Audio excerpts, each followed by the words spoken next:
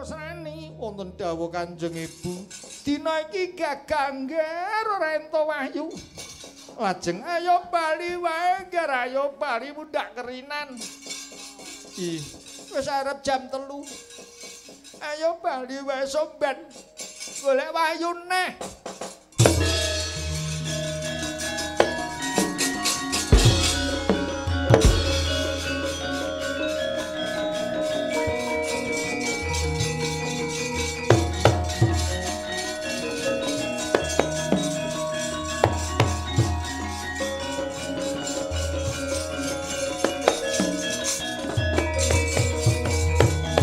Dimas Werkudara Kresna Kakang Kopo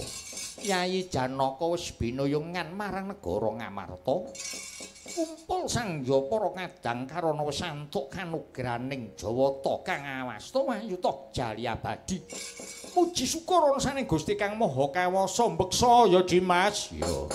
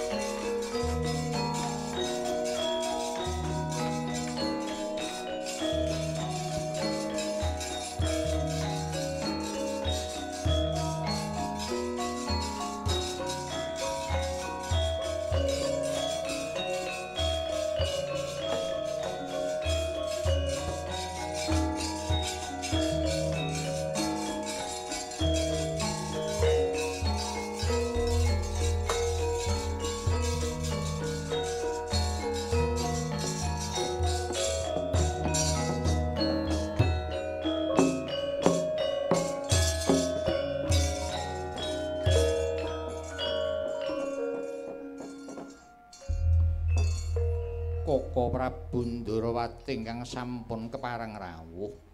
anganti kadang kula Yayi Werkudara Yayi Janaka kadherekaken Kyai Badranaya ngaturi kasugengan Koko Prabu inggih Yayi Werkudara padha basuki ya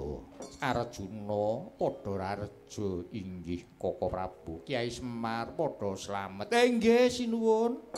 Kados pundi Koko Prabu pawartosipun Duh Nyai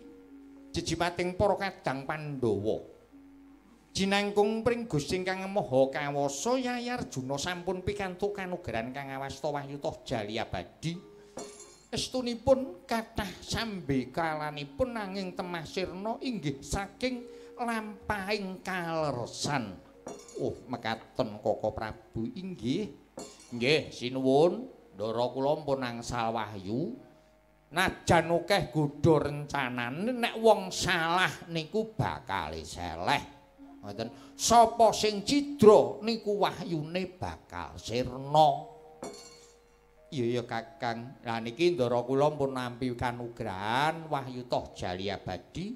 mugi-mugi Wahyuta Jalyabadi menika dumawah wonten ing Dukuh Kudur dusun Plem Gedhe mriki tinampi dumateng panjenenganipun Bapa rukane sak kulawarga mirungganipun utawi mliginipun dumateng wayah kula pun Muhammad Novel Aditya Mugi-mugi pindhanipun Ndara Arjuna ingkang nampi kanugrahan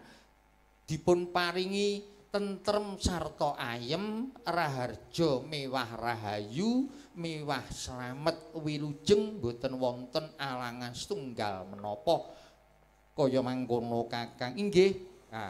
Ingkang kula suwun rinten pantaraning dalu sabibaripun wonten pahargyan menika keluarga bapa rukane mewah keluarga bapa supadi pun paringi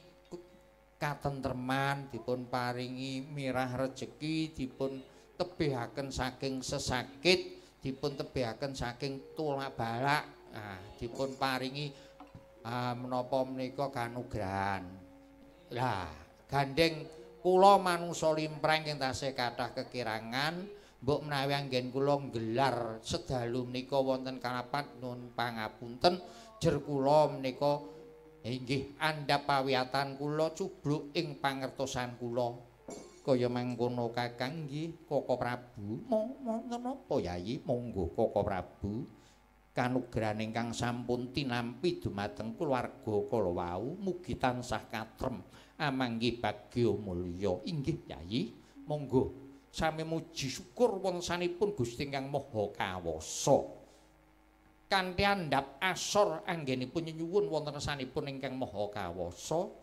tansah dipun paringi kanugrahan kanthi atur sesanti jaya-jaya wijayanti, mugi raharja ingkang sami pinanggih widodoniring sambikala sedaya manggih basuki wiwana mewah rahayu rahayu rahayu.